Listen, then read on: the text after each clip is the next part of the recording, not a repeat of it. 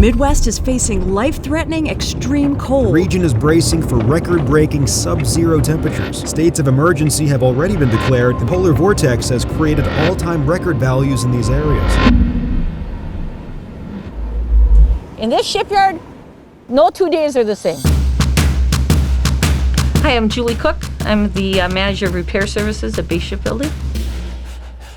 We've got 15 vessels in here for the winter. The 1,000-foot vessels are the largest boats on the Great Lakes. Vessels will come in and they'll bring their boats to us and basically park them here.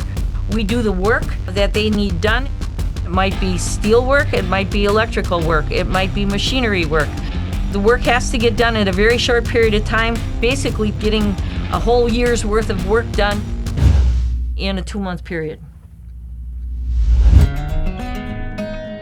So I'm Boris Barvin.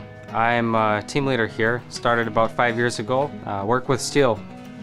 That's what I do. So my biggest motivation for this job, putting ships together, it came from my father. We were building houses. I was able to see visually my work and taking pride in it and seeing it grow. And that's where it started for me, is from my father. When I was growing up, I wanted to be an astronaut. So I went to college for organic chemistry and baseline physics, but I had left college to help family with a business that they had started. So it changed my trajectory. And anyways, this is my rebalance back into something that has the sciences and that extreme nature.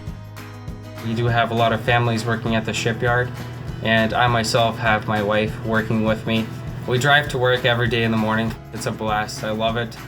My name is Quincy Baptiste, and I'm a structural welder. I came from a place called Trinidad. It was hot down there, and a lot warmer, not this type of cold. I don't really consider what I do work. I love what I do, so it's not work to me. I get paid to do something I'll do for free. So that's pretty much, that's me. Being a young guy, I was very highly motivated to perform to the best of my abilities every time. I love to work on anything. If there's a problem and I can fix it, I enjoy that the most. That is, I guess I take pride in everything that I do. I stepped away from an office job that I had for many years, and I wanted something that was interesting, that wasn't a routine, that was the exact same thing. The work itself is extremely gratifying. I mean, to see one of these ships as they come to life, watching just the extreme edge of human creativity and ingenuity, it's a sense of accomplishment, majorly.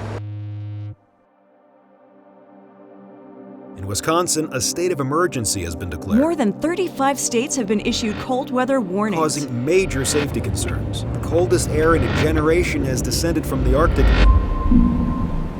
As soon as I came outside on Tuesday morning, it was negative 22. So windshield would have been negative 50, 60 degrees. Extremely cold. Extremely cold. I was in the bottom of a ship where it was ice cold, there's no heat, and I am terminating cables for a lighting system, so your hands can't have gloves on them, so you have to work to try and not freeze to death. So many unique hazards here that I have not seen before, with the bulk of snow and then it melting and refreezing into ice. Just trying to move people throughout the yard, finding proper jobs to keep them safe and protected from being outside in the wind. It's been a feat and a challenge. The cold is bad, but the fear of falling on the ice is worse. Yep, especially with the train tracks. Yeah, the crane tracks that you're walking on, that's like grease. Very slippery. Extremely slippery.